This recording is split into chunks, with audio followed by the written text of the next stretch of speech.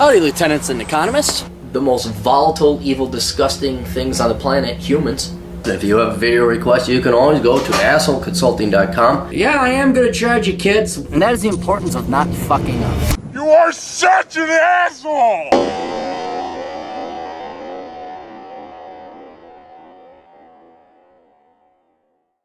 Alright, Clarey test request. Please keep me anonymous, alright. Hey Aaron, I'd like you to do a YouTube video applying the Clarey test to Joseph Stalin, George Orwell. Alright, let's get to it. Do you recall studying Stalin? I think he was kind of a prissy little bitch. Joseph Stalin. Joseph Stalin. Good looking kid when he was younger. Alright, born 1878, died 1953, Soviet revolutionary and politician of Georgian ethnicity, ruled the Soviet Union from the mid-20s until his death in 1953, holding the titles of General Secretary of the Communist Party of the Soviet Union from 1922 to 1952, and the nation's premier from 1941 to 1953, initially presiding over an oligarchic one-party system that governed by plurality. He became the de facto dictator of the Soviet Union by the 1930s. Ideologically committed to the Leninist interpretation of Marxism. I love that there's interpretations of theft and parasitism. Well, we have this interpretation, we have that interpretation. Oh, we're such intellectuals. How many ways can you steal? Stalin helped formalize these ideas as a Marxism-Leninism, while his own policies became known as Stalinism. Born to a poor family in Gory, Russian Empire, Stalin began his revolutionary career by joining the Marxist Social Democrat later as a youth. All right, so he came from poverty, but then he's like immediately. So what? 1910. All right, so when he was in his youth, he already had an attitude about him. Joining the Marxist Russian Social Democrat Labor Party as a youth. There he edited the party's newspaper Pravda,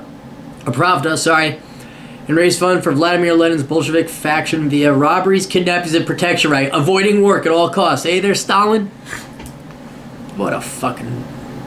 repeatedly arrested. He underwent several internal exiles. Unfortunately did not die.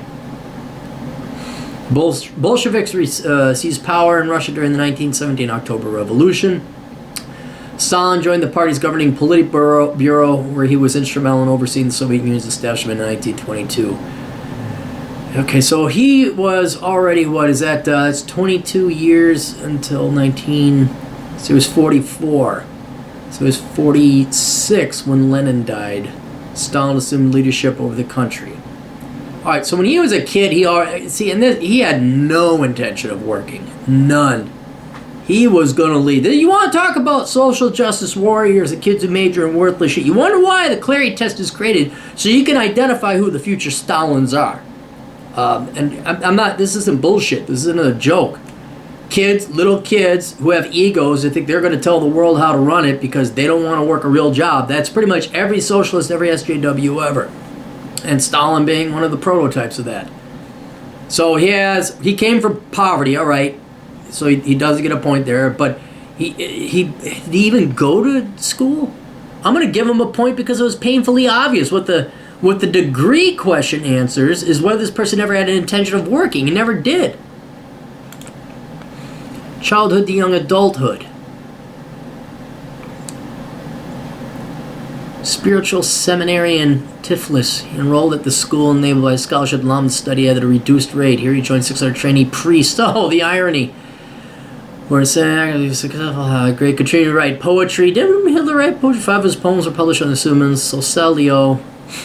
Repeatedly confined to us. As he grew older, Stalin lost interest in his study. His grades dropped. He repeatedly confined to himself for his rebellious behavior. Teachers complained that he declared himself an atheist, chatted in class, refused to doff his hat to monks.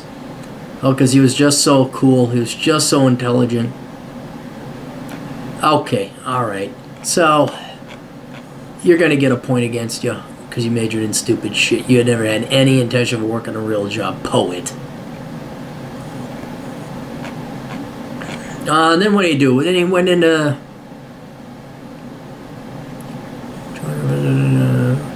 He worked as a meteorologist in the Tiflis Observatory, position allowed him to read while on duty. Stalin gave classes in socialist theory, attracted a group of young men around him. Secret mass meetings with workers on May Day, successfully encouraged men to take action. aware of Stalin's activities. They attempted to arrest him, but he escaped. Okay, yeah, he's a crusaderist. No, you don't get a credit for working as a meteorologist. Never had a day of private sector experience. What was he? As a career politician ever since. Guy gets a 3. Should he have ran for office? No. Would I want to have a beer with him? Hell no. What do I want to talk to some egomaniacal, petty inferior for? All right, let's look up George Orwell. I hear even Mao Zedong was worse. George Orwell. Oh, he was born in India. Oh. Didn't know that. Don't know anything about George Orwell, except Orwellian. Eric Arthur Blair, better known as pen name George Orwell, was an English novelist, essayist, journalist, and critic of those of whose work is marked by lucid prose, awareness of social injustice. Whose work is marked by lucid prose, awareness of social injustice, opposition to totalitarianism, and outspoken support for democratic socialism.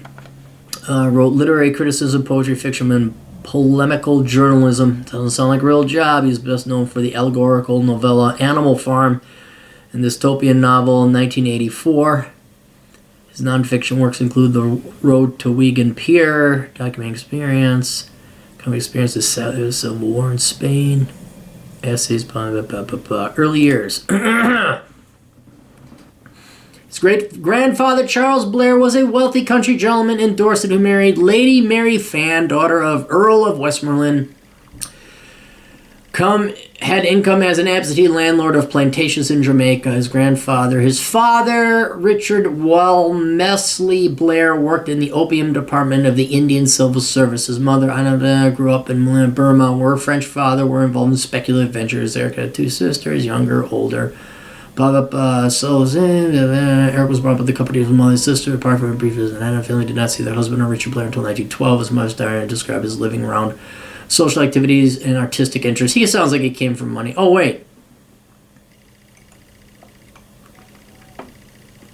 Well, that's the Blair home? Shit, that's nice. Yeah, he came from wealth. Age of 5, sent to a convent school. Ran by French Ursuline nuns. Mother wanted him to have a public school education, but his family could not afford the fees. Wait, how is a private school cheaper than a public school? At the age of 5, Eric, meaning George Orwell,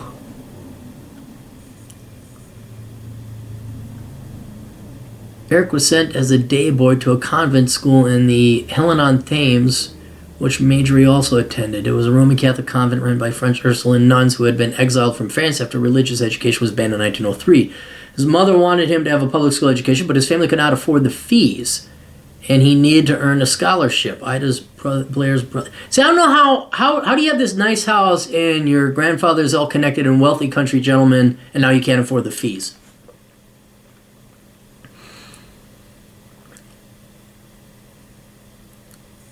Golfer knew the school headmaster. Blair won a scholarship and made private financial arrangement that allowed Blair's parents to pay only half the normal fees. September 1911, Eric arrived and he boarded the school next 5 years, turning alone during this period while working in the Ministry of Pension. Mother lived at 23. He knew nothing of the reduced fees, as he soon recognized that he was from a poor home. Okay. I guess he did come from wealth. I thought that maybe grandfather would pass it on. Wrote 2 poems.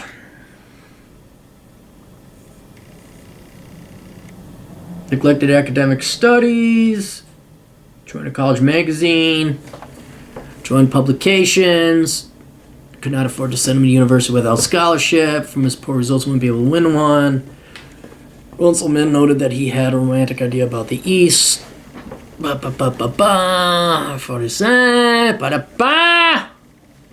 Brushed up on classics, English, and history. Well, this is so long ago, a degree was a good degree, although I'm still trying to figure out if this guy had any intention of work.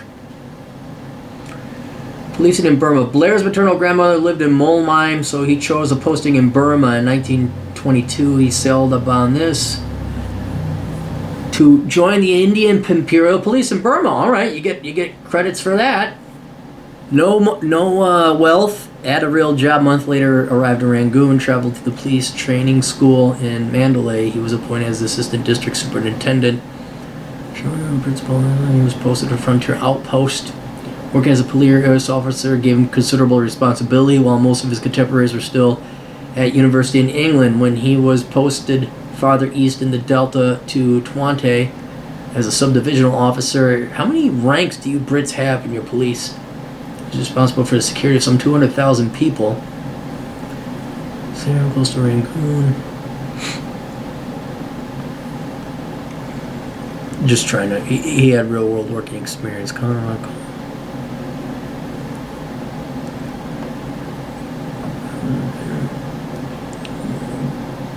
Acquired a mustache and those my officers for his regiment. Acquired tattoos on each knuckle. Untied blue circle. Do.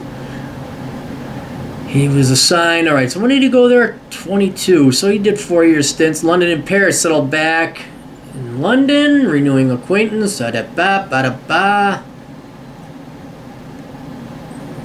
almighty.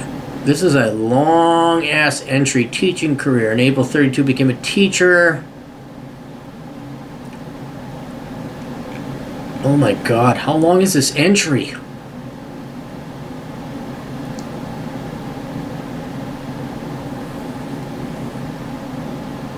I need to apply for... They won't have me in the army at any rate at the present because of my lungs. Alright, so he tried, and then he worked, and he wrote books. That's a humble little headstone. Wow, he died at 47 years old? Oh, tuberculosis. Well, the guy worked till he was dead. Alright, didn't come from wealth. Didn't major in something stupid because you couldn't major in something stupid back then. Had real world working experience and worked till the day he died. So he gets a perfect score. I won't lie to you, this long ass Wikipedia entry really put me off because of its detail. Spanish Civil War, oil sale for Spain, and going to fight the Civil War out of some sense of obligation with sheer stupidity. The Englishman's idea of becoming fascism and all belonging a few days later. I've come fighting against the world, stepped into complexity. I'm just wondering if you fought in... Oh, he did fight in the Spanish Civil War. Okay, yeah, you know, this is a real man. Would I want to have a beer with him? Yes. Should he run for office? Yes.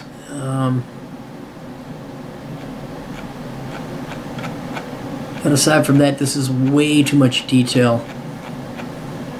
Probably a bunch of authors came in and wrote way too much detail about his Wikipedia entry. Anyway, so there you go. Yeah, Stalin, 3. Orwell, 0. Perfect score. Would I have dinner with Stalin? No. Would I... A beer with Stalin? Would I would like to live. I don't want him killing me.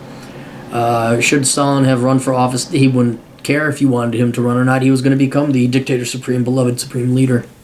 Orwell, yes beer, yes running for office. That's it. Clarey test. Back to work. See ya. Bye. Toodles.